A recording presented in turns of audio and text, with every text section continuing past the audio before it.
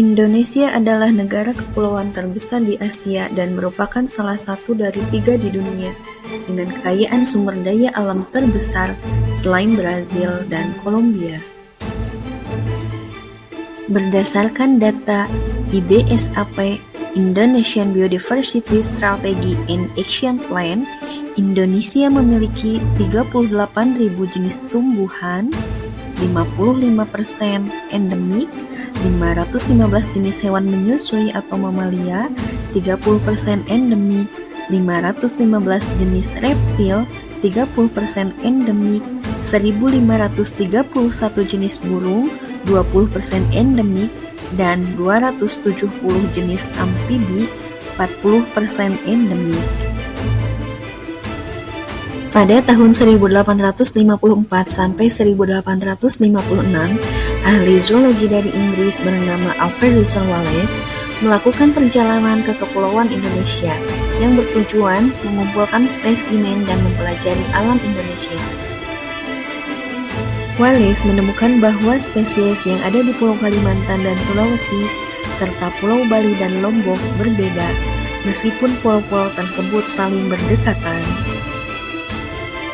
Oleh karena itu, Wallace menetapkan persebaran fauna di Indonesia dengan membuat garis pemisah yang melewati Selat Lombok dan Selat Makassar.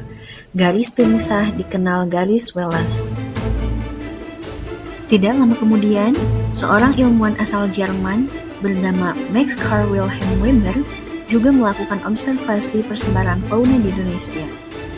Weber menemukan batas antara fauna khas Asia dan fauna khas Australia yang diberi nama garis Weber.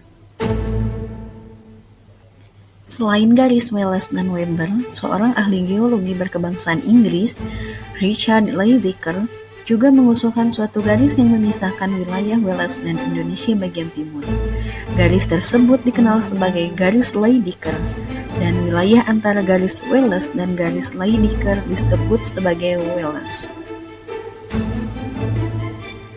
Berdasarkan hasil pengamatan dari Wallace, Weber, dan Lydekker, persebaran fauna Indonesia dibedakan menjadi 3 zona, yaitu zona orientalis, zona peralihan, dan zona australis.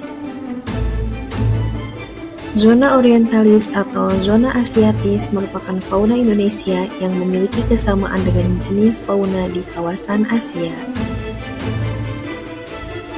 Ciri-ciri yang mirip antara lain, mamalia dengan ukuran tubuh yang relatif besar dan didominasi jenis primata, serta jenis-jenis burung dengan bulu yang kurang menarik.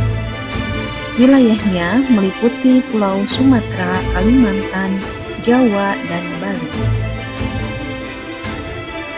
Zona peralihan merupakan zona fauna di Indonesia yang tidak memiliki kemiripan baik dengan zona orientalis maupun zona australis.